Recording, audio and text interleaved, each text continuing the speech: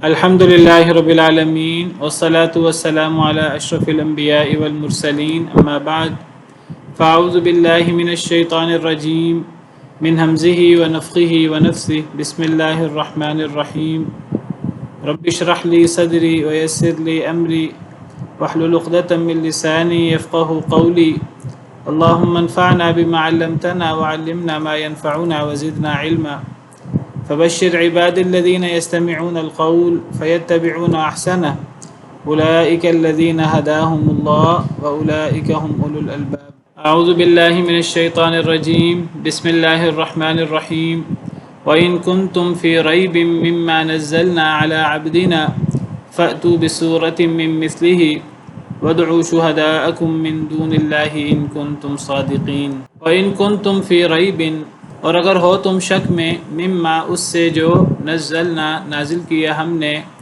علی عبدنا اپنے بندے پر فأتوا بصورت من مثلہ تو لے آؤ کوئی ایک صورت من مثلہ اس جیسی وادعوا شہداءکم من دون اللہ ان کنتم صادقین اور بلا لو اپنے گواہوں کو من دون اللہ اللہ کے علاوہ ان کنتم صادقین اگر ہو تم سچے۔ تو پچھلی آیات کریمہ میں توحید کا مسئلہ بیان ہوا تھا اور اللہ تعالیٰ نے قریش مکہ کے لیے توحید الوہیت کو عقلاً ثابت کیا توحید ربوبیت کے ذریعے کہ جب تم یہ مانتے ہو کہ پیدا کرنے والا اللہ اکیلا ہے، تمہیں بھی اور تم سے پہلے لوگوں کو بھی، اور زمین کو بنانے والا، فرش بنانے والا، آسمان کو چھت بنانے والا، آسمان سے پانی برسانے والا، بارش برسانے والا، اور اس سے تمہارے لیے پھلوں کا رزق نکالنے والا، اگر وہ اللہ اکیلا ہے، تمہارا بھی یہی عقیدہ ہے، تو پھر جب سارے انعامات میں، پیدا کرنے میں، تدبیر کرنے میں، نعمتیں کرنے میں، دعائیں قبول کرنے میں، ہر چیز میں اللہ اکیلا ہے، تو جب تم عبادت کرتے ہو اللہ کی تو پھر عبادت میں اللہ کے ساتھ اوروں کو شریک کیوں کرتے ہو؟ یہ بات ہم نے پیچھے پڑھی۔ اچھا، ایک چیز رہ گئی تھی، وہ رہ گئی تھی لعلکم تتقون، یا ایھا الناس اعبدوا ربکم الذی خلقکم والذین من قبلکم لعلکم تتقون، کہ اے لوگوں اپنے رب کی عبادت کرو جس نے تمہیں بھی پیدا کیا اور ان لوگوں کو بھی جو تم سے پہلے تھے، تاکہ تم پرہیزگار بن جاؤ، تاکہ تم ڈر جاؤ۔ تو اس سے پتہ لگتا ہے کہ توحید کا مقصد اصل میں تقوی ہے،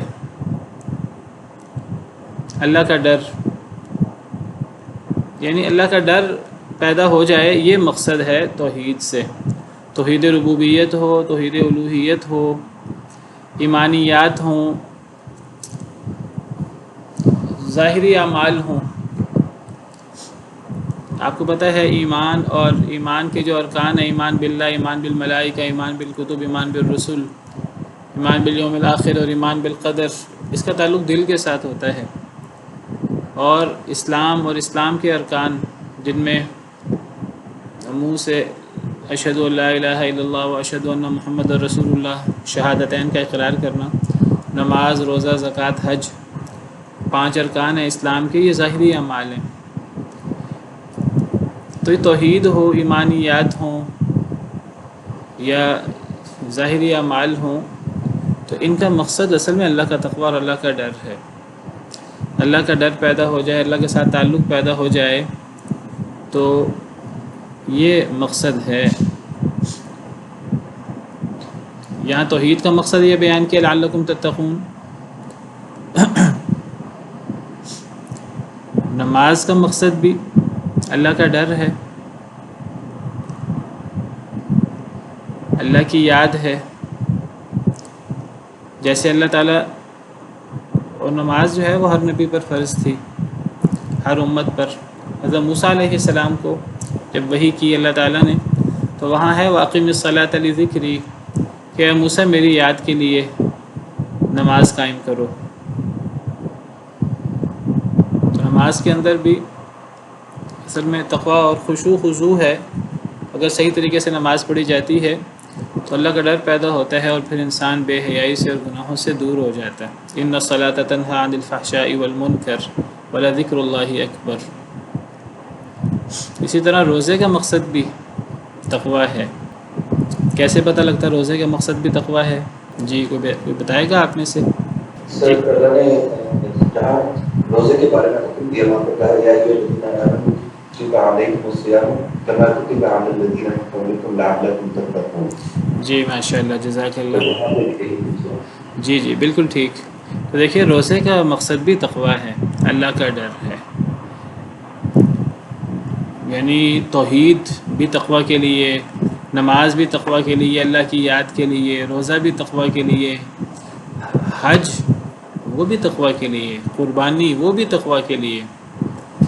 اللہ تعالیٰ فرماتے ہیں حج کے موقع پر اور بڑی عید کے موقع پر قربانی کی جاتی ہے، تو اللہ فرماتے ہیں لن ینال اللہ لحومها ولا دماؤها ولکن ینالہ التقوی منکم۔ تمہیں یعنی اللہ کو تمہاری طرف سے نہ خون پہنچتا ہے قربانی کا، نہ اس کا گوشت پہنچتا ہے، ولیکن ینالہ التقوی منکم، اللہ کو تمہاری طرف سے تقوی پہنچتا ہے۔ تو یہ تقوی جو ہے یہ اصل مقصود ہے، یہ اصل گول ہے۔ اگر یہ تقوی پیدا ہو جائے، جو اصل مقصد ہے، تو یہ حقیقی ایمان ہے۔ آپ دیکھیں ہم نے سورہ بقرہ کے شروع میں جب ایمان والوں کی ہم نے صفات پڑھی ہیں تو ہم نے ایمان والوں کا وہاں نام ہی ہم نے متقی پڑھا ہے، ھدی للمتقین۔ ہم نے سورہ بقرہ کے شروع میں 3 گروہ پڑھے ہیں، پہلا گروہ ایمان والوں کا، دوسرا گروہ کفار کا، تیسرا منافقین کا۔ ایمان والوں کو متقی کہا گیا ہے، یعنی تقوی اور ایمان آپ سمجھیے کہ یہ ایک دوسرے کے ہم معنی الفاظ ہیں، یعنی ایمان تقوی کے بغیر نہیں ہے، تقوی ایمان کے بغیر نہیں ہے۔ ایمان کے ساتھ آپ دیکھیں تقوی کا ذکر بہت زیادہ قرآن میں آتا ہے۔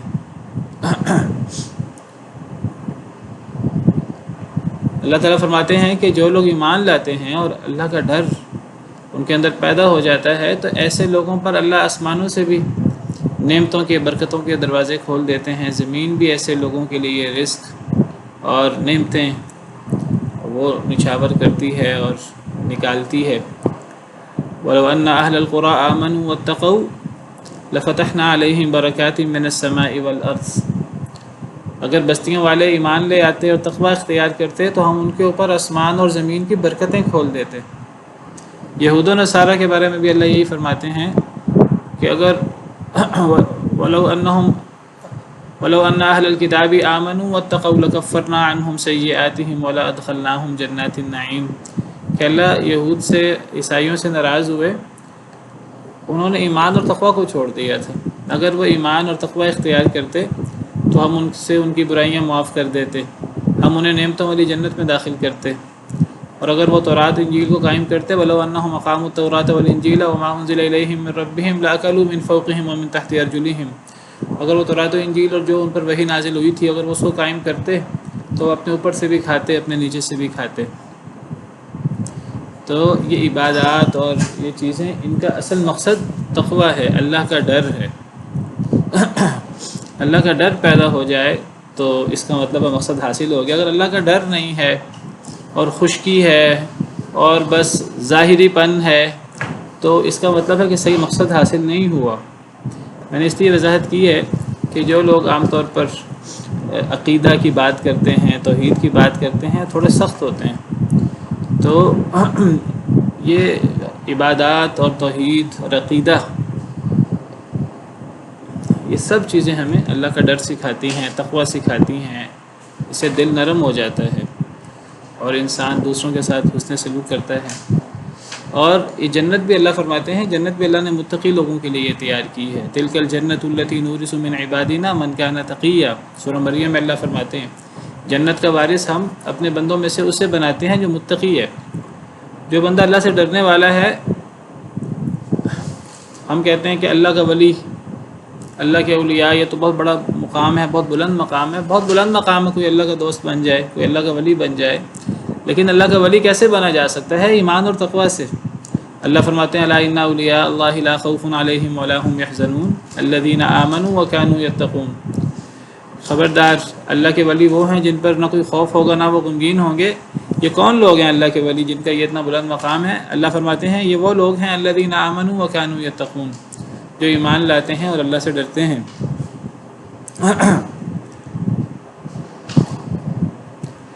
تو تقوی جو ہے اللہ کا ڈر، یہ ہمارے اندر پیدا ہونا چاہیے، ایسا تقوی کہ انسان اللہ کے ڈر کی وجہ سے انسان گناہوں سے بچ جائے، اور اگر بشری تقاضے کے تحت انسان سے گناہ ہو جائے، غلطی ہو جائے، تو انسان بے قرار ہو جائے، بے چین ہو جائے، جب تک وہ اللہ سے معافی نہ مانگے تو اسے چین نہ آئے۔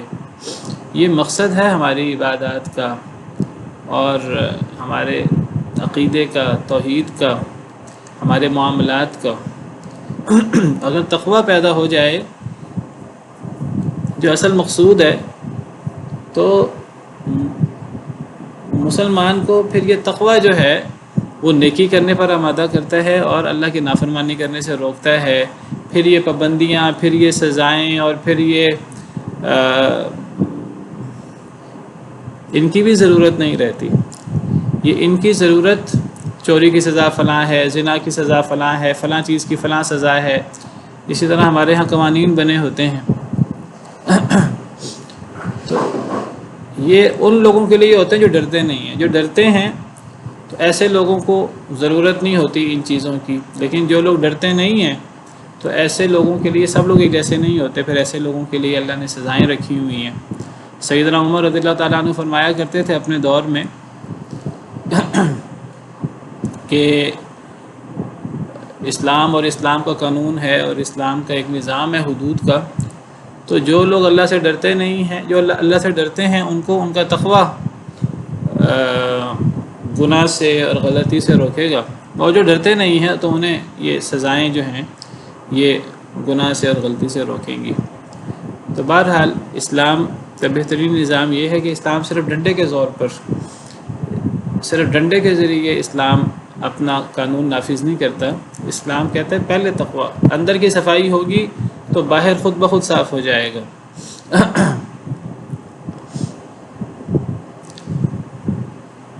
میں یہاں یہ بھی وضاحت کر دوں، ضمناً بات آ گئی ہے، کچھ لوگ کہتے ہیں نہ نماز پڑھتے ہیں، نہ دیگر اسلام کے احکامات پر عمل کرتے ہیں، اسلام کے ظاہری احکامات ہیں، ان سے کہا جائے تو وہ کہتے ہیں جی ہم اندر سے بڑے نیک ہیں، ہم دل سے ایمان رکھتے ہیں۔ کسی سے کہا جائے داڑھی رکھو، نبی صلی اللہ علیہ وسلم کی سنت ہے، اللہ کا حکم ہے، نبی صلی اللہ علیہ وسلم کا حکم ہے۔ عورتوں سے کہا جائے حجاب کرو، وہ کہتے ہیں ایمان ظاہر میں نہیں ہوتا، اسلام تو اندر ہوتا ہے، ہمارے دل کے اندر بڑا ایمان ہے۔ یہ کوئی ایمان نہیں ہے۔ ایمان وہ ہوتا ہے دل کے اندر جس کے اثرات انسان کے اعضاء پر، ظاہر پر نظر آتے ہیں اعمال کی صورت میں۔ یہ جو احکامات ہیں، یہ پردہ اور یہ جو اس قسم کے احکامات، ان کا مقصد بھی تقوی ہے۔ اللہ تعالیٰ فرماتے ہیں سورہ احزاب میں کہ اگر تمہیں ازواج مطہرات سے کوئی کام ہو، وَإِذَا سَأَلْتُمُوهُنَّ مَتَاعًا فَاسْأَلُوهُنَّ مِنْ وَرَاءِ حِجَابٍ، جب تم نے اس سے کوئی کسی چیز کا سوال کرنا تو پردے کے پیچھے سے سوال کرو، ذَلِكُمْ أَطْهَرُ لِقُلُوبِكُمْ وَقُلُوبِهِنْ، یہ زیادہ پاکیزہ ہے ان کے دلوں کے لیے بھی، تمہارے دلوں کے لیے بھی۔ تو وہ صحابہ، وہ امہات المؤمنین، جن سے زیادہ نیک اور کون ہو سکتا ہے اس امت میں، صحابہ کرام رضوان اللہ علیہم اجمعین کے بعد۔ تو اللہ تعالیٰ ایسے احکامات نازل فرماتے ہیں، اور اللہ فرماتے ہیں ان احکامات پر عمل کرنے سے دل کی صفائی ہوگی اور ساتھ ظاہری اعمال کی بھی صفائی ہوگی۔ بہرحال تو توحید کا مقصد بھی تقوی ہی ہے۔ تو عام طور پر کفار کے جو بڑے اعتراضات تھے، ان میں سے بڑا اعتراض، سب سے بڑی چیز جو اللہ کو ناپسند ہے وہ شرک۔ تو اللہ نے شرک کا رد کیا ہے، توحید کے اللہ نے دلائل ذکر کیے ہیں، توحید الوہیت کے عقلی دلائل ذکر کیے ہیں۔ اب جو دوسرا بڑا مسئلہ تھا وہ قرآن اللہ کی طرف سے ہے کہ نہیں۔ قرآن اللہ کی طرف سے ہے، اور قرآن کریم معجزاتی کتاب ہے، اور سب سے بڑا معجزہ ہے۔ ایسا معجزہ ہے کہ اللہ تعالیٰ نے کسی نبی کو ایسا معجزہ نہیں دیا، بلکہ قرآن کریم میں کئی جگہ پر اللہ نے فرمایا کہ جب مشرکین کہتے تھے نبی صلی اللہ علیہ وسلم سے کہ آپ کوئی نشانی دکھائیں، تو اللہ تعالیٰ فرماتے تھے کہ تم پر جو قرآن نازل ہوا یہ معجزہ کافی نہیں ہے۔ وقالوا لولا یاتینا بآیۃ من ربی اولم تأتہم بینۃ ما فی الصحف الاولی، وہ کہتے ہیں کہ یہ ہمارے پاس کوئی نشانی کیوں نہیں لاتا محمد صلی اللہ علیہ وسلم۔ تو اللہ فرماتے ہیں کیا ان کے پاس وہ نشانی نہیں آئی، یعنی قرآن جس کا ذکر پچھلی کتابوں میں بھی ہے، جس کی صفات پچھلی کتابوں میں بھی ہیں۔ اور ایک اور جگہ اللہ فرماتے ہیں اولم یکن لہم آیۃ ان یعلمہ علماء بنی اسرائیل، کیا لوگوں کے لیے یہ نشانی کافی نہیں ہے قرآن کے حوالے سے کہ اسے علماء بنی اسرائیل بھی اسے جانتے ہیں، اس کی صفات کو۔ قرآن کا تذکرہ، نبی کریم صلی اللہ علیہ وسلم کا تذکرہ یہ بنی اسرائیل کی کتابوں میں بھی ہے۔ تو قرآن بہت بڑا معجزہ ہے، ایسا معجزہ ہے کہ باقی انبیاء کرام علیہم السلام کے معجزے وقتی ہوتے تھے، لیکن قرآن کریم ایسا معجزہ ہے جو وقتی نہیں ہے، صرف نبی کریم صلی اللہ علیہ وسلم کی پوری زندگی تک محدود نہیں رہا، بلکہ یہ معجزہ اور یہ چیلنج آج بھی باقی ہے اور یہ قیامت تک باقی رہے گا۔ تو یہ اتنا بڑا معجزہ ہے۔ جب کفار نے دیکھا کہ قرآن کریم کے بہت اثرات ہیں، بہت تاثیر ہے قرآن کریم کی، جو سنتا ہے تو وہ قرآن کی طرف کھینچا چلا آتا ہے، چاہے وہ کافر ہی کیوں نہ ہو۔ بڑی مثالیں ہیں اس کی کہ قریش چھپ چھپ کر قرآن کو سنتے تھے، اگرچہ زبان سے کہتے تھے کہ ہم اس کو اللہ کا کلام نہیں مانتے، لیکن قرآن کی تاثیر اتنی زیادہ تھی، اور قرآن کی تاثیر کا سب سے زیادہ احساس بھی قریش کا ہی ہوگا۔ اس کی وجہ یہ ہے کہ قریش وہ لوگ تھے جن کے زبان اور جن کے محاورے میں قرآن اترا تھا۔ قریش سے بہتر اس محاورے کو جس میں قرآن اترا تو ان سے بہتر کوئی نہیں جانتا تھا۔ تو جب قرآن اترا قریش پر تو قریش وہ اس کے سامنے، یعنی آپ سمجھیے کہ وہ عاجز ہو گئے بالکل، اور قرآن سنے بغیر ان کو چین نہیں آتا تھا۔ دن کو آپ کی مخالفت کرتے تھے، رات کو آپ جب نماز پڑھتے اور قرآن کریم کی قرات کرتے بیت اللہ میں تو چھپ چھپ کر وہ آپ کی قرات سنا کرتے تھے۔ تو لیکن لوگوں نے دیکھا، سرداروں نے دیکھا کہ اگر لوگ اتنا متاثر ہونا شروع کر دیں قرآن سے تو پھر تو لوگ ایمان لے آئیں گے، اور ہمارا جو دین ابراہیمی جس کو وہ کہتے تھے، اور جس میں انہوں نے بہت ساری چیزیں شامل کر رکھی تھیں، بدعات اور خرافات اور شرکیات انہوں نے اندر شامل کر رکھی تھیں، تو ان کا خیال یہ تھا کہ اگر لوگ اسلام کو قبول کرنا شروع کر دیں گے تو پھر ہمارا دین تو ختم ہو جائے گا۔ تو انہوں نے پھر یہ پلان کیا کہ ہم قرآن کریم کو انسانی کلام کہیں، پلان کر کے انہوں نے کہا کہ ہم قرآن کو جادو کہیں، ہم قرآن کو انسانی کلام کہیں، تو پروپیگنڈا کر دیا انہوں نے کہ یہ انسانی کلام ہے۔ حالانکہ جو عرب قرآن کو سنتا تھا وہ قرآن سے متاثر ہو جاتا تھا۔ کتنے صحابہ ہیں جو صرف قرآن سن کے مسلمان ہوئے ہیں، قرآن کی بہت زیادہ تاثیر تھی۔ جب پروپیگنڈا ہوا کہ یہ انسانی کلام ہے یا یہ جادو ہے، کیونکہ اس کی تاثیر بہت زیادہ تھی، اس کو جادو کہنا شروع کر دیا۔ سب سے پہلے سورہ مدثر میں ذکر ہے ولید بن مغیرہ یا جو بھی تھا، وہ اللہ نے اس کے بارے میں بڑی سخت وعید نازل کی ہے، سأصلیہ سقر وما ادراک ما سقر لا تبقی ولا تذر، میں اسے سقر میں داخل کروں گا۔ تو یہ وہ پہلا شخص تھا جس نے قرآن کریم کے بارے میں یہ کہا کہ وہ جادو ہے، یا وہ ان هو الا سحر یؤثر ان هذا الا قول البشر۔ پہلے اس شخص نے کہا ان هذا الا سحر یؤثر ان هذا الا قول البشر، کہ یہ تو ایک جادو ہے جو پہلے سے چلا آ رہا ہے، یہ تو انسانی کلام ہے۔ تو اب جب قرآن کریم کے بارے میں یہ پروپیگنڈا ہوا کہ یہ انسانی کلام ہے، تو اب لوگوں نے اپنے سرداروں کی دیکھا دیکھی یہ پروپیگنڈا کرنا شروع کر دیا کہ یہ انسانی کلام ہے۔ تو اب اللہ تعالیٰ نے پھر اس کی بھی تردید کی، یہ انسانی کلام نہیں ہے، اور اللہ نے اس کی تردید کیا کی؟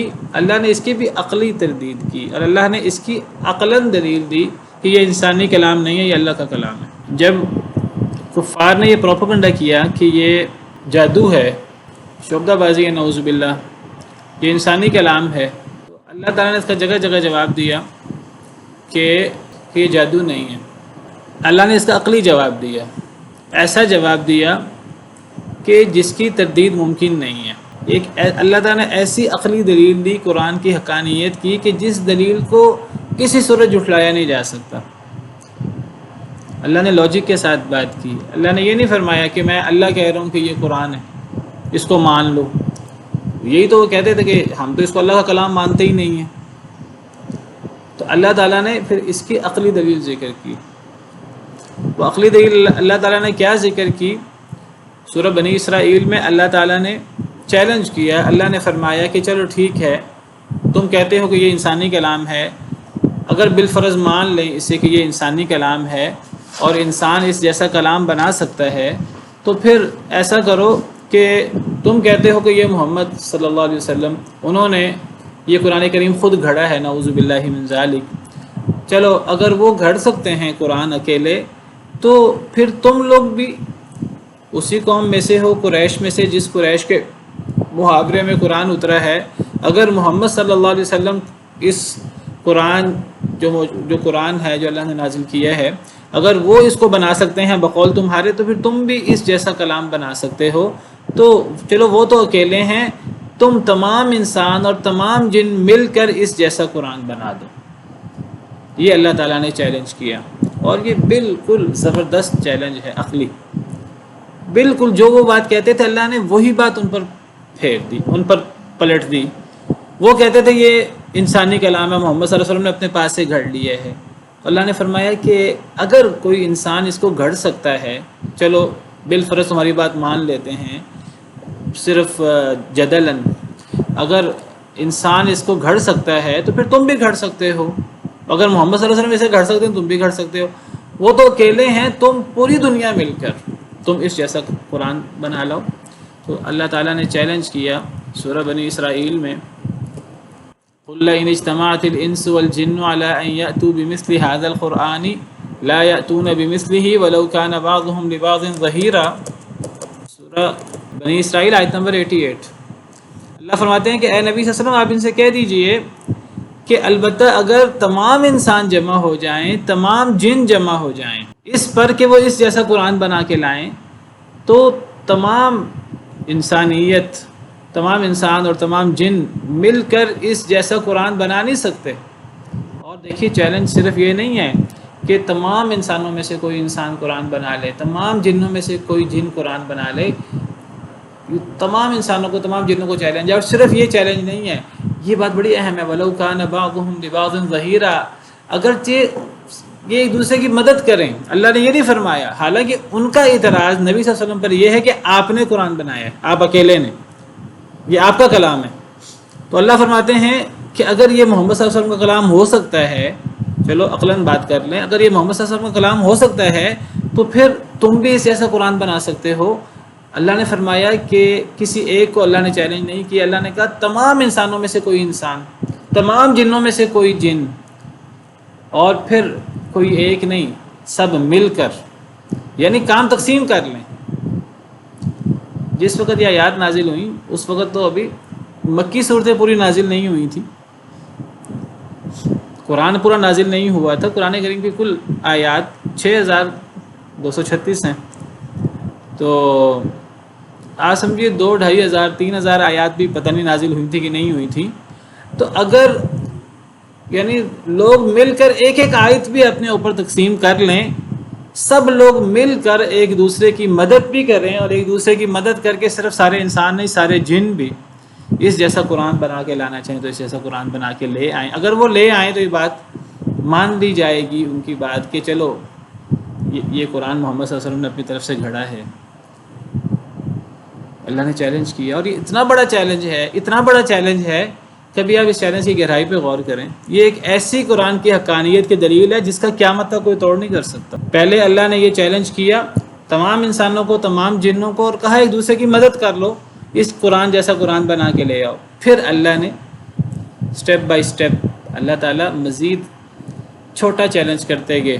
یہاں تو پورے قرآن کا چیلنج تھا، تو پھر اللہ نے فرمایا کہ پورا قرآن تم نہیں بنا سکتے تو تم قرآن کی 10 صورتیں جیسی صورتیں بنا کے لے آؤ۔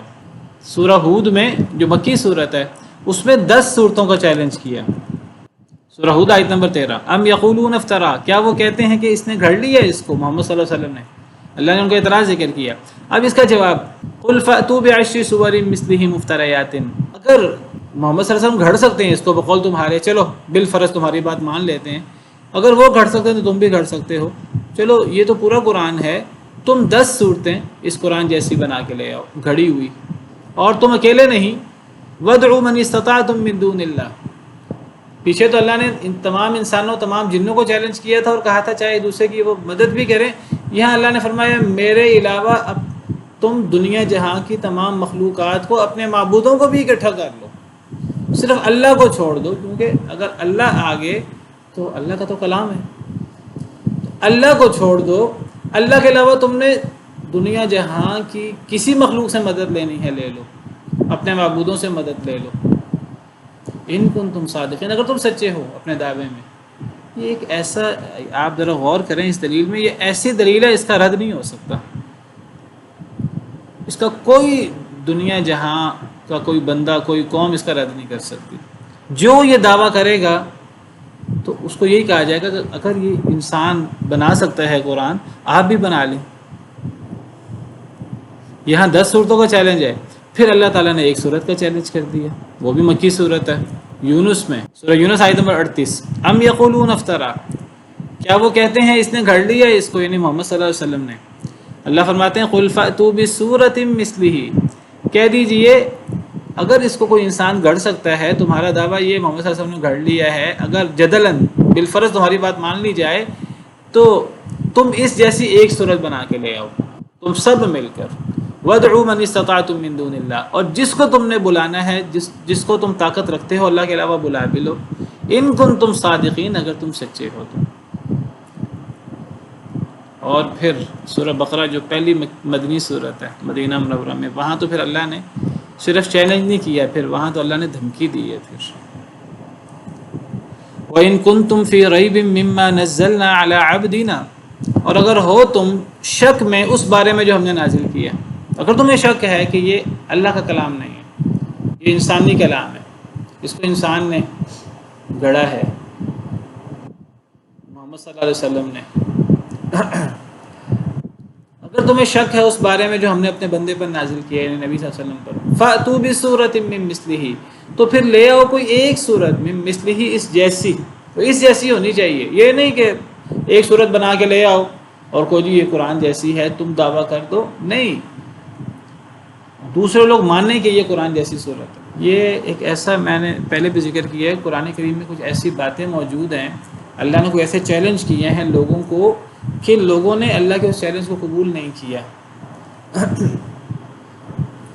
اور اگر کسی نے وہ چیلنج پورا کرنے کی کوشش کی ہے، یہ نہیں کہ چیلنج لوگوں نے کوشش نہیں کی پورا کرنے کی، لوگوں نے پورا کرنے کی کوشش کی ہے. کئی لوگوں نے بعض آیتیں بعض صورتیں بنانے کی کوشش کی ہے، لیکن مسلمان تو مسلمان، کافروں نے انکار کر دیا ہے، کفار نے خود انکار کر دیا ہے. کفار کہنے لگے ان کے ساتھی کہ تم یہ جو قرآن کے برابر صورتیں بنا رہے ہو یہ قرآن کے برابر نہیں ہے. ان کے کافروں نے انکار کر دیا. مسلمانوں کو تو انکار کرنے کی ضرورت نہیں پڑی. ہر دور میں قرآن کریم جیسا کلام بنانے کی کوشش کی جاتی رہی. مسیلمہ کذاب جو مدعی نبوت تھا، اس نے بھی یہ دعویٰ کرنے کی کوشش کی مجھ پر وحی ہوتی ہے. اس نے بھی قرآن جیسا قرآن بنانے کی کوشش کی، اور عجیب و غریب اس نے قرآن کی آیتوں کو، قرآن کے انداز کو اس نے دیکھ کر اس جیسا انداز اختیار کرنے کی کوشش کی. الفیل ملفیل وما ادراک ملفیل، اور اس طرح کر کے اس کے ساتھیوں نے ہی انکار کر دیا. انہوں نے کہا کہ یہ قرآن جیسا کلام نہیں ہے. مسلمانوں نے، کافروں نے اس کو قبول نہیں کیا، کافروں نے انکار کر دیا. یہ قرآن کے سامنے نہیں ٹھہر سکتا یہ کلام.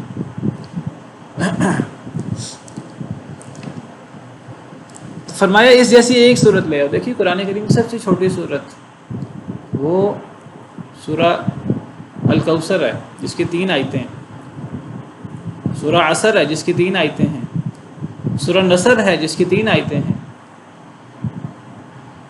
وہ 3 آیتوں کے برابر کوئی صورت بنا کے لے آؤ. ان 3 صورتوں میں سے بھی سب سے چھوٹی صورت سورہ کوثر بنتی ہے. یہ تینوں صورتیں، سورہ کوثر ہو، سورہ عصر ہو، سورہ نصر ہو، اذا جاء نصر اللہ والفتح ورأیت الناس يدخلون فی دین اللہ افواجا فسبح بحمد ربک واستغفر انہ کان توابا، اور انا اعطیناک الکوثر فصل لربک وانحر ان شانئک هو الابتر، اور سورہ عصر والعصر ان الانسان لفی خسر الا الذین آمنوا وعملوا الصالحات وتواصوا بالحق وتواصوا بالصبر۔ یہ 3 صورتیں جن کی 3 آیتیں ہیں۔ ان تینوں صورتوں میں سے بھی سب سے چھوٹی صورت سورۃ الکوثر ہے، انا اعطیناک الکوثر۔ الفاظ سب سے کم ہیں اس میں، الفاظ اور حروف سب سے کم ہیں اس کے۔ تو سورہ کوثر جیسی کوئی صورت ہی بنا کے لے آؤ، 3 آیتیں بنا کے لے آؤ، لیکن لوگ مانے، دنیا مانے کہ یہ قرآن کے لیول کی یہ 3 آیتیں ہیں، 3 آیتیں تم نہیں بنا سکتے۔ سورہ طور میں تو فرما دیا فَلْيَأْتُوا بِحَدِيثٍ مِثْلِهِ إِن كَانُوا صَادِقِينَ، اگر وہ سچے ہیں اس جیسی، قرآن جیسی ایک بات لے آئیں۔ اتنا بڑا ایک چیلنج ہے، اللہ نے کچھ چیلنج ایسے قرآن میں کیے ہیں، اور اللہ نے قرآن میں فرما دیا ہے، قرآن میں فرما دیا تم یہ کام تم نے ابھی تک کیا بھی نہیں ہے اور قیامت تک نہیں کر سکو گے، اللہ نے قرآن میں فرما دیا ہے۔ اسی جگہ سورہ بقرہ میں جہاں پڑھ رہے ہیں، اللہ فرماتے ہیں کہ اس قرآن جیسی ایک صورت بنا کے لے آؤ، وَادْعُوا شُهَدَاءَكُم مِّن دُونِ اللَّهِ، اور بلا لو اپنے گواہوں کو اللہ کے علاوہ۔ یہاں شہداءکم سے مراد گواہ، اور گواہوں سے مراد یہاں معبود ہیں، اپنے معبودوں کو بلا لو، لات منات عزا کو، تمام انسان مل جاؤ، تمام جن مل جاؤ، دیگر تمام مخلوقات کو اکٹھا کر لو، فرشتوں کو اکٹھا کر سکتے ہو، جس کو تم نے اکٹھا کرنا ہے کر لو، جس کو تم اللہ کے علاوہ پکارتے ہو، نبیوں کو، ولیوں کو، جس کو تم پکارتے ہو اللہ کے علاوہ پکارنا چاہتے ہو پکار لو، اپنے معبودوں کو بھی پکار لو۔ تم سب مل کر اس قرآن جیسی ایک صورت نہیں بنا سکتے، اور بلا لو اپنے گواہوں کو بھی من دون اللہ، اللہ کے علاوہ، ان کنتم صادقین، اگر تم سچے ہو۔ اگر تم سچے ہو سے کیا مراد ہے؟ اگر تم اپنے اس دعوے میں سچے ہو کہ یہ انسانی کلام ہے تو پھر تمہیں یہ کر کے دکھانا پڑے گا۔ اچھا، باقی جگہوں پر یہاں تک بات موجود ہے، لیکن دیکھیے اب اس صورت میں سورہ بقرہ میں پھر بات آگے بڑھائی ہے اللہ تعالیٰ نے، پھر اللہ تعالیٰ نے آگے دھمکی دی ہے، پھر اللہ تعالیٰ نے فرمایا ہے کہ اگر اس کے بعد بھی کوئی نہ مانے، یعنی یہ ایک ایسی دلیل ہے جس کا رد نہیں ہو سکتا، قیامت تک اس کا رد نہیں ہو سکتا، لیکن اگر ابھی بھی کوئی نہ مانے تو پھر اس کا ایک ہی مطلب ہے، اس کا مطلب ہے کہ ایسا بندہ ہٹ درم ہے، ایسا بندے کو آپ 10 لاکھ دلیلیں دے دیں، اس بندے نے ماننا نہیں ہے، اس کے دنیاوی مفادات ہیں، وہ اصل میں ماننا نہیں چاہتا، وہ اصل میں اللہ کے حکم کے سامنے سر نہیں جھکانا چاہتا، حالانکہ اسے یقین ہو چکا کہ یہ اللہ کا کلام ہے، وہ نہیں ماننا چاہتا۔ جو نہیں ماننا چاہتا، دیکھیں کچھ لوگ ہوتے ہیں جن کو جو اس لیے نہیں مانتے، انہیں پتہ نہیں ہوتا، جب انہیں پتہ لگ جائے، دلائل سامنے آ جائیں تو وہ سر جھکا دیتے ہیں، لا علم ہوتے ہیں، علم ہو جائے تو وہ سر جھکا دیتے ہیں، مان لیتے ہیں۔ کچھ لوگ ایسے ہیں پتہ ہوتا ہے، پتہ ہوتے ہوئے پھر کوئی انکار کرے، اس کو تو آپ 10 لاکھ دلیلیں دے دیں، اس نے تو نہیں ماننا۔ وہ کہتے ہیں کہ کوئی سویا ہو نا، اس کو تو جگایا جا سکتا ہے، وہ کوئی جاگا ہو اور وہ سونا اور وہ یہ ثابت کر رہا ہو کہ میں سویا ہوں، ایسے بندے کو کبھی بھی نہیں جگایا جا سکتا۔ ہمارے بزرگوں کا ایک واقعہ ہے، مزاحیہ لطیفہ ہے، کہ ہمارے بزرگوں میں سے میرے والد صاحب اور میرے تایا، تو وہ بیان کرتے ہیں، وہ کہتے ہیں کہ ایک دفعہ تایا جان سوئے ہوئے تھے، کمرے میں تھے، یا والد صاحب کمرے میں تھے، تو اب تایا جان دروازہ کھٹکھٹا رہے ہیں، تو وہ کھول ہی نہیں رہے، کہیں جانا تھا شاید، تو بہت دفعہ دروازہ کھٹکھٹایا، پھر آخرکار یہ کہتے ہوئے چلے گئے کہ کوئی سویا ہو، سوئے ہوئے کو تو جگایا جا سکتا ہے، وہ جاگا ہو تو جاگے ہوئے کو کیسے جگایا جا سکتا ہے؟ یعنی اگر جس کو علم نہیں ہے اس کو دلیل دی جائے، اس کو تو سمجھ آ جائے گی، جسے پتہ ہے پہلے ہی کہ بات صحیح ہے، یہ اللہ کا کلام ہے، اور وہ ماننا نہیں چاہتا۔ اب وہ ماننا نہیں چاہتا تو الٹے سیدھے بہانے بنا رہا ہے کہ جی یہ تو جادو ہے، یہ تو انسانی کلام ہے، اس کے اندر تو یہ مسئلہ ہے، اس کے اندر تو یہ مسئلہ ہے، یہ تو یہود و نصارہ سے ان کی باتیں لے لی ہیں، محمد صلی اللہ علیہ وسلم نے یہ کر دیا وہ کر دیا، جس کو پتہ ہے یہ قرآن وہ کلام ہے جس کی صفات تورات و انجیل میں موجود ہے. نبی صلی اللہ علیہ وسلم وہ نبی ہیں جن کی صفات تورات و انجیل میں موجود ہے. اور یہود نصارہ نبی صلی اللہ علیہ وسلم کے آنے کا انتظار کر رہے تھے. انہیں پتہ تھا نبی کریم صلی اللہ علیہ وسلم نے آنا ہے. انہیں پتہ تھا نبی صلی اللہ علیہ وسلم پر یہ کتاب اترنی ہے, اس کتاب کی یہ صفات ہیں, نبی کریم صلی اللہ علیہ وسلم کی یہ صفات ہیں, نبی صلی اللہ علیہ وسلم اس علاقے میں پیدا ہوں گے, اس علاقے کی یہ صفات ہیں, اس علاقے میں وہ ہجرت کریں گے, جس علاقے میں ہجرت کریں گے اس کی یہ صفات ہیں, اور وہ قریب قریب یہ زمانہ بنتا ہے. ان کو ان نشانیوں کا اپنی کتابوں میں پتہ تھا. یہاں تک بھی اس سے بڑھ کر ان کو پتہ تھا نبی صلی اللہ علیہ وسلم کے یہ ساتھی ہوں گے, ان ساتھیوں کی یہ صفات ہیں. صحابہ کرام کی صفات تورات و انجیل میں موجود ہیں. اللہ قرآن میں فرماتے ہیں محمد الرسول اللہ والذین معه اشداء علی الکفار رحماء بینہم تراہم رکعا سجدا یبتغون فضلا من اللہ ورضوانا سیماہم فی وجوہہم من اثر السجود ذلک مثلہم فی التوراۃ. ان کی نشانی یہ ہے کہ ان کے ماتھے پر سجدوں کے اثرات ہوں گے, اور یہ ان کی مثال تورات میں ہے صحابہ کی. اور مثلہم فی الانجیل, اور انجیل میں کیا مثال ہے؟ کزرع اخرج شطأہ فآزرہ. ایک اور مثال صحابہ کی انجیل میں ہے.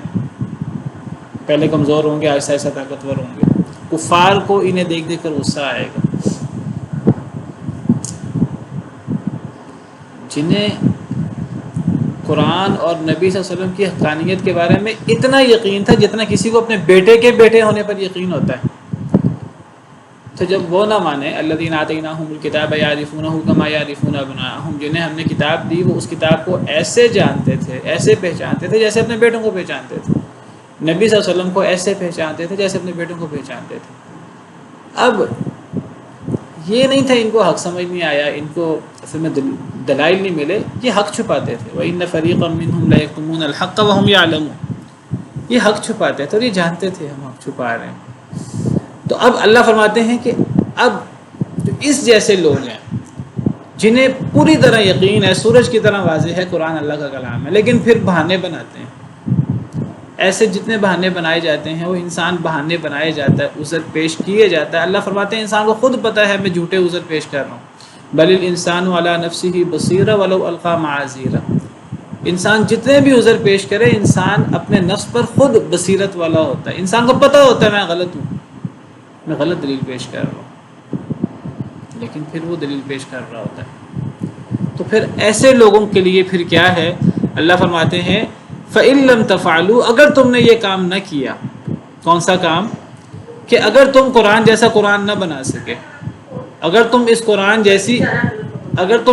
جیسی ایک صورت نہ بنا سکے, تو پھر اس کا مطلب ہے کہ یہ اللہ کا کلام ہے, یہ ثابت ہو گیا. اور اگر تم نے پھر بھی اس کو اللہ کا کلام نہ مانا, اگر تم نے یہ کام نہ کیا کہ تم قرآن جیسی ایک صورت بنا سکو, وَلَن تَفْعَلُوا, تم قیامت تک نہیں کر سکو گے, تو پھر اب تمہیں کیا کرنا چاہیے؟ تمہیں قرآن کو اللہ کا کلام مان لینا چاہیے. قرآن کو اللہ کا کلام مان کر نبی کریم صلی اللہ علیہ وسلم پر, قرآن پر, اللہ پر ایمان لے آنا چاہیے, اور اب اسلام قبول کر لینا چاہیے. اگر تم یہ کام نہیں کرو گے فَاتَّقُوا النَّارَ الَّتِي وَقُودُهَا النَّاسُ وَالْحِجَارَةُ, تو اس آگ سے بچ جاؤ جس آگ کا ایندھن لوگ اور پتھر ہیں. پھر ایسے لوگوں کی سزا پھر آ گئی ہے. ایسے لوگوں کے لیے اللہ نے آگ تیار کی ہے. قرآن جیسی ایک صورت بنا بھی نہ سکے اور پھر قرآن کا انکار کرتا رہے. یا تو قرآن جیسی کوئی صورت بناؤ, ورنہ پھر قرآن کو اللہ کا کلام مانو. قرآن کو اللہ کا کلام مانیں گے تو قرآن کریم نبی صلی اللہ علیہ وسلم کے بارے میں بھی گواہی دے رہا ہے, محمد الرسول اللہ, اللہ کے رسول ہیں. نبی صلی اللہ علیہ وسلم کی رسالت بھی ثابت ہوگی. قرآن کریم سے اللہ کی ربوبیت, اللہ کی الوہیت بھی ثابت ہوگی, اللہ کی صفات بھی ثابت ہوں گی, اللہ کے اوامر و نواہی, صراط مستقیم, سارا قرآن بتائے گا. اہدنا الصراط المستقیم, پورا قرآن بتائے گا کہ جی صراط مستقیم کیا ہے, دنیا میں کیسے زندگی گزارنی ہے, آخرت کیسے بہتر ہوگی. تو بس قرآن کو مان لیں اور قرآن پر عمل شروع کریں, پھر آگے قرآن خود ہی سارے راستے سیدھے کر دے گا. اس سے بڑی کوئی دلیل نہیں ہو سکتی, اور یہ عقلی دلیل ہے, اس کا کوئی جواب نہیں ہے کسی کے پاس. اعدت للکافرین, یہ آگ کافروں کے لیے تیار کی گئی. ایسے کافروں کے لیے اللہ نے آگ تیار کی ہے. اللہ کو پتہ تھا کچھ لوگ ہوں گے جو ڈر جائیں گے, اپنی اصلاح کر لیں گے. کچھ لوگ ہیں جو لاتوں کے بت ہیں، جو سزا کے بغیر نہیں مانیں گے، تو اللہ نے ایسے لوگوں کے لیے پھر آگ تیار کی ہے۔ ایسے لوگوں کو تو پھر آگ میں جانا بنتا ہے، اور یہ جائیں گے آگ میں، والعیاذ باللہ۔ وبشر الذین آمنوا وعملوا الصالحات ان لهم جنات تجری من تحتها الانہار، اور بشارت دے دیجیے ان لوگوں کو جو ایمان لائے۔ اچھا، اس میں ایک چیز ذرا دیکھ لیجیے کہ جب یہاں اللہ نے قرآن اور قرآن کی حقانیت کی بات کی ہے، تو یہاں اللہ نے نبی کریم صلی اللہ علیہ وسلم کی صفت کیا بیان کی ہے؟ وَإِن كُنتُمْ فِي رَيْبٍ مِّمَّا نَزَّلْنَا عَلَىٰ عَبْدِنَا، اگر تم شک میں ہو اس بارے میں جو ہم نے اپنے بندے پر نازل کیا۔ علماء کرام یہاں ثابت کرتے ہیں کہ یہاں اللہ تعالیٰ نے نبی کریم صلی اللہ علیہ وسلم کی وہ صفت بیان کی ہے جو بہت عالی شان صفت ہے، کیونکہ یہاں اللہ تعالیٰ قرآن کریم جو اللہ کا کلام ہے، اللہ اس کے نزول کی بات کر رہے ہیں۔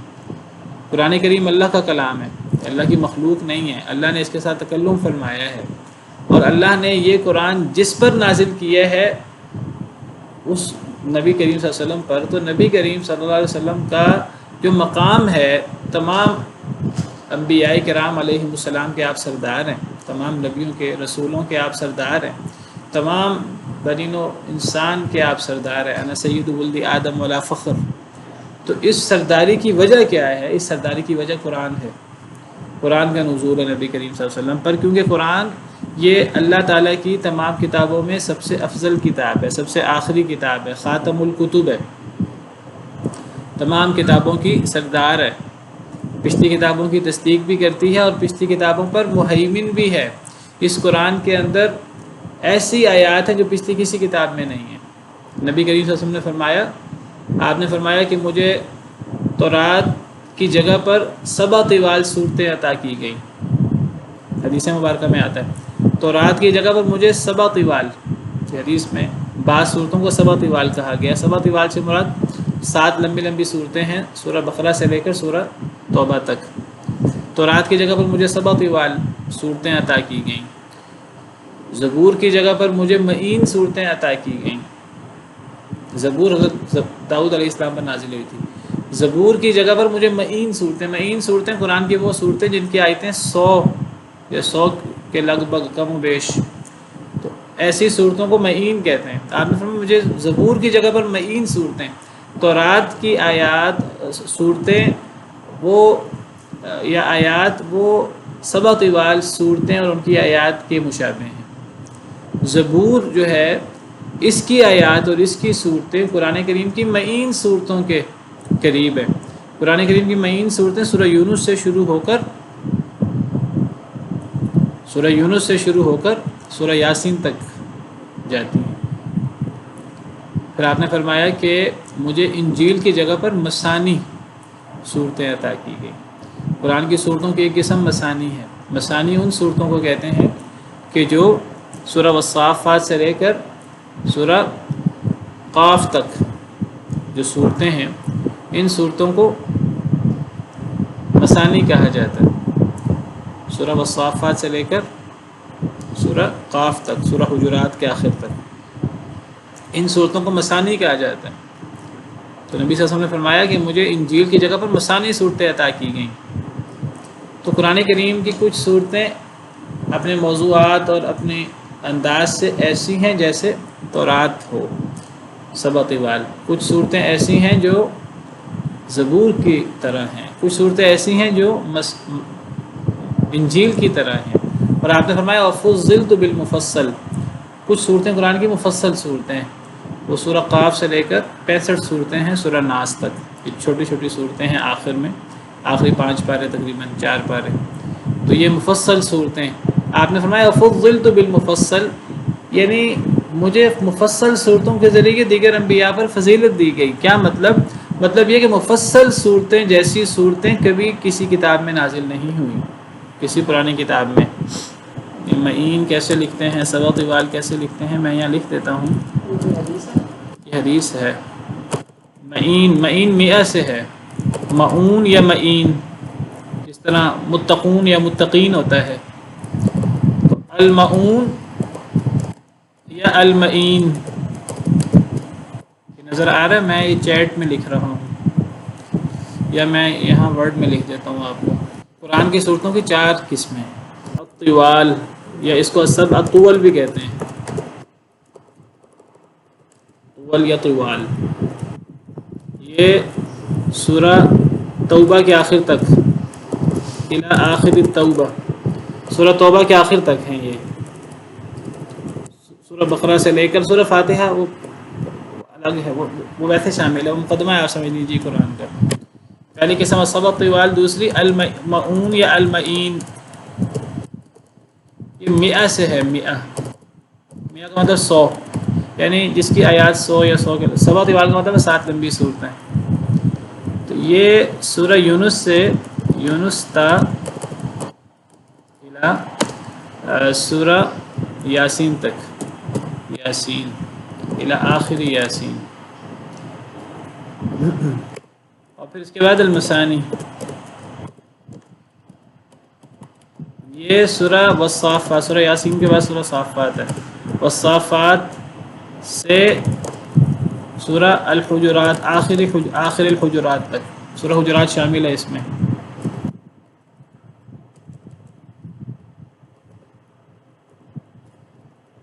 اور آخری قسم ہے مفصل، المفصل۔ مفصل سے مراد، اصل مفصل سے ہمیں لگتا ہے جیسے لمبی لمبی صورتیں، تفصیل سے۔ مفصل کا مطلب ہوتا ہے ایسی صورتیں جن میں فاصلے ہیں بار بار، یعنی چھوٹی چھوٹی آیات ہیں، جدا جدا آیات ہیں، تو ایسی صورتیں۔ یہ سورہ قاف سے لے کر، من سورۃ قاف الی سورۃ الناس۔ تو یہ سبع طوال، یہ تورات کی جگہ پر، اور معون یا معین یہ زبور کی جگہ پر، اور مثانی انجیل کی جگہ پر، اور مفصل صورتیں کبھی نازل ہی نہیں ہوئی جیسی صورتیں۔ اور قرآن کریم میں ایسی آیت ہے، یہود و نصارہ یعنی حسرت کرتے رہے کاش کہ وہ آیات ہماری کتابوں میں اتر آتی۔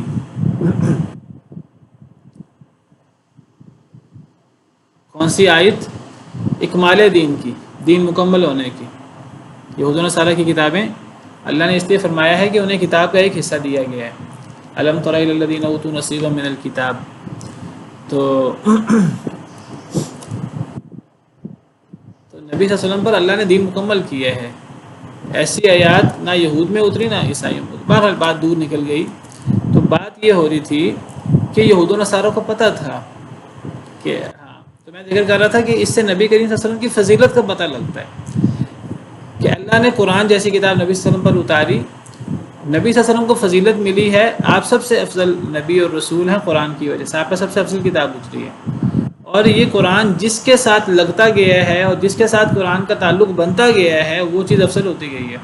دیکھیں، سب سے قرآن جس نبی پر اترا وہ نبی سب سے افضل، جو فرشتہ اس کو لے کر اترا ہے وہ فرشتہ سب سے افضل، حضرت جبریل امین علیہ السلام۔ قرآن جس رات میں اترا وہ رات سب سے افضل، لیلۃ القدر، 1000 مہینوں سے افضل وہ رات ہے۔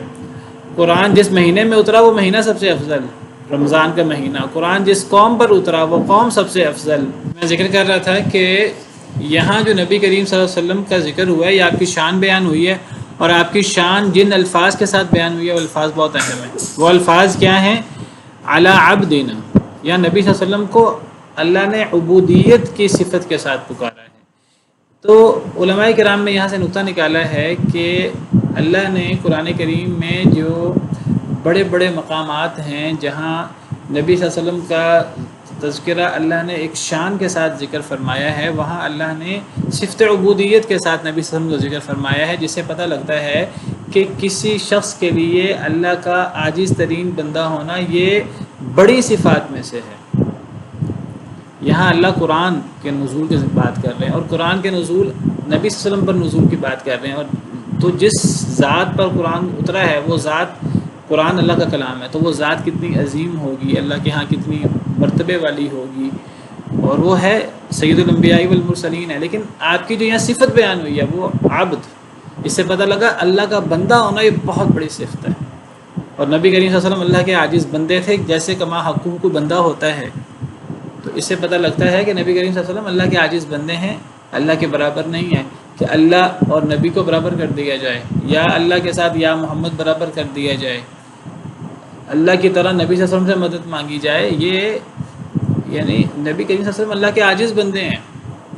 نبی صلی اللہ علیہ وسلم نے فرمایا لا تطرونی کما اطرت النصارى عیسی ابن مریم، میرے بارے میں اس طرح مبالغہ نہ کرنا جس طرح عیسائیوں نے عیسی بن مریم کے بارے میں مبالغہ کیا۔ انما انا عبد، میں اللہ کا بندہ ہوں، فقولوا عبد اللہ ورسولہ، مجھے اللہ کا بندہ اور اللہ کا رسول کہنا۔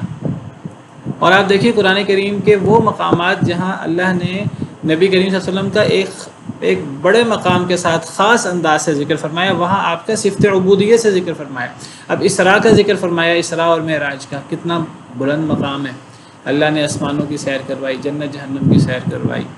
تو سبحان الذی اسریٰ بعبدہ لیلا من المسجد الحرام، وہاں بھی صفت عبودیت کا ذکر ہے۔ سورہ فرقان کے شروع میں اللہ قرآن کے نزول کی بات کر رہے ہیں، اور نبی صلی اللہ علیہ وسلم تمام انسانیت کے نبی ہیں، تو اللہ فرماتے ہیں تبارک الذی نزل الفرقان علی عبدہ لیکون للعالمین نذیرا، بابرکت ہے وہ ذات جس نے اپنے بندے پر فرقان اتارا تاکہ وہ تمام جہان والوں کے لیے ڈرانے والا بن جائے۔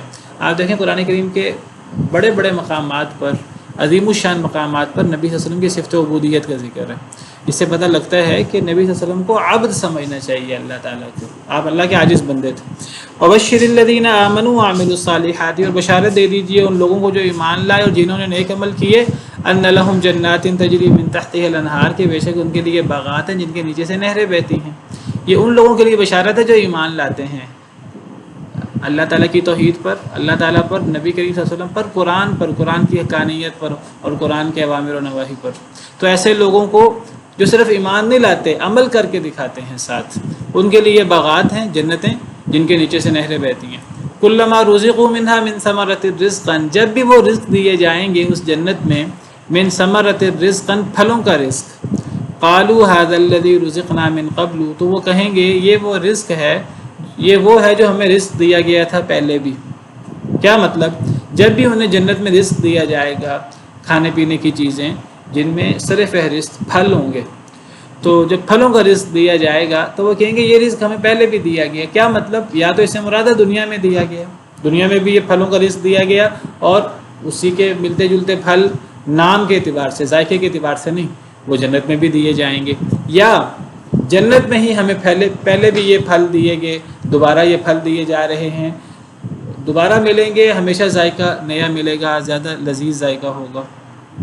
وَأُتُوا بِهِ مُتَشَابِهًا، اور انہیں دیا جائے گا وہ پھل متشابہ، وہ پھل متشابہ ہوں گے، دنیا کے پھلوں کی طرح نہیں ہوں گے، صرف وہ نام دنیا کے پھلوں جیسا ہوگا، لیکن وہ جنت میں وہ ان کا ذائقہ اور وہ عجیب قسم کا ہوگا لذت۔